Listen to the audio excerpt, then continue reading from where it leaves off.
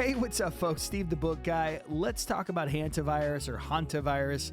All three of my kids have come and asked me separately about what's going on with this thing. Apparently, it's all over TikTok. I had somebody on a comment talk about how it's all over TikTok.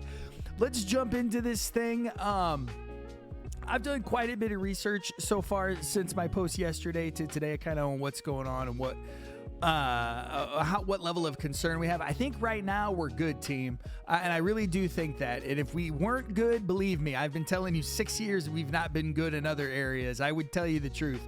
I think this has a much lower R0 number than other viruses that we've dealt with. The R0 for measles, which is one of the most contagious things that we're aware of, is like super high up, 18, 22, circumstances change it a little bit, really freaking contagious. What that number means, like when I say R0 of 20, that means for every one person who gets it, they will pass it on to 20 other people. So measles at R18, 20, whatever it exactly is really freaking contagious. That's what we call bad math. COVID, 8 to 12, sometimes less, again, depending on what strain, what circumstances, all of that. There's, the devil's in the details. This particular virus, even the airborne one, which this one is confirmed, Andes strain, which can pass person to person, the R0 is still really, really low. This gal here, Emma Hilton, she, disclaimer who she is, you guys can read all that. This is a really good thread. I'm not going to read it all here for you, but it kind of breaks down the differences and kind of what's going on. Also, the nature of the hantavirus being an R0 with a higher case fatality rate, it makes it a lot more difficult for it to take on like COVID did.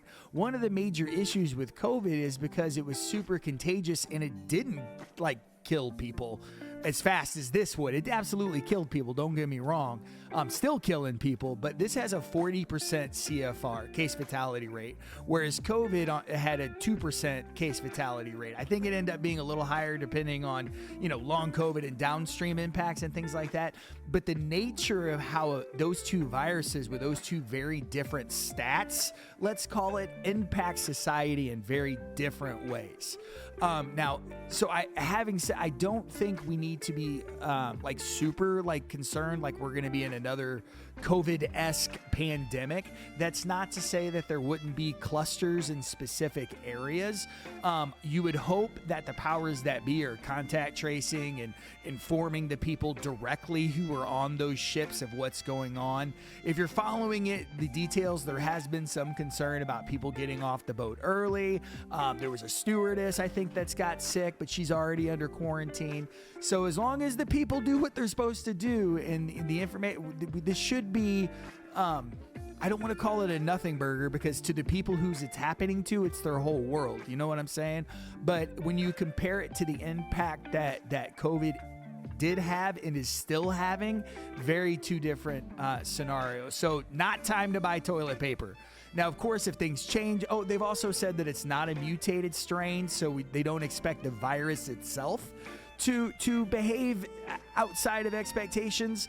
The one thing that I do kind of want to point out is this all assumes a healthy population, right? The hantavirus behaves this way in this environment, which assumes that the population is healthier than I think it actually is. This gentleman here, Turn, goes into it. I think it's a gentleman. Says, I'm going to say it again once as simply as I can for everyone who is slow to understand. COVID infection damages the vascular endothelium. It's a vascular disease, the delicate lining inside your blood virus. Now, this is true. It targets the vascular endothelium. It might have a little bit more oomph than maybe we expect, but I don't know if that will be enough oomph to take it to what I think the fear some folks are displaying right now, which I want to be clear, I'm not poo-pooing that fear. I'm all about the precautionary principle. My family still masks every single day. We don't want long COVID. So we feel pretty equipped to deal with this because it's not really going to change our behavior. Now, if you're in an area that has maybe wherever they decide to bring the boat, if it might be worth wearing some masks. God forbid something silly happen. I don't think that's going to be the case, but I will never, ever, ever poo-poo anybody who is wanting to do the precautionary principle. I am still going to continue to mask.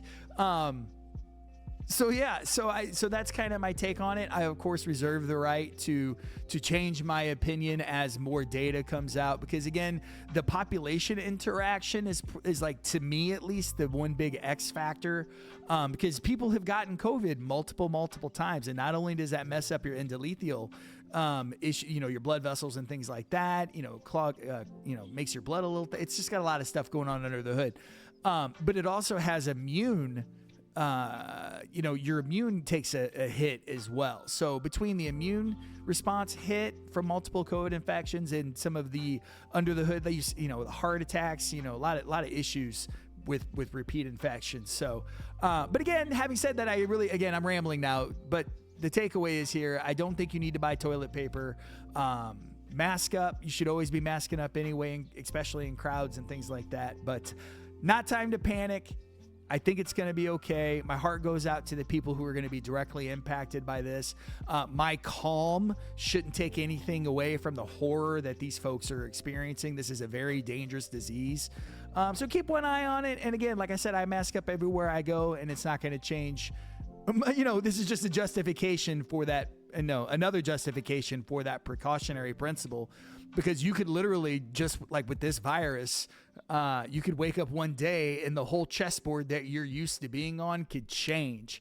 I think that's a lesson that the world COVID thrust upon us can teach us, that we kind of need to be ready for this kind of stuff, because shit happens. You know what I mean? So stay cool, be safe, and if something really changes with this thing, I'll come out and do another video. But I really do think that as far as pandemic potential, I don't think this is it. So see you soon. We're having a big show on Saturday. We could talk about it more there, and appreciate you if you watch this whole thing. God love you.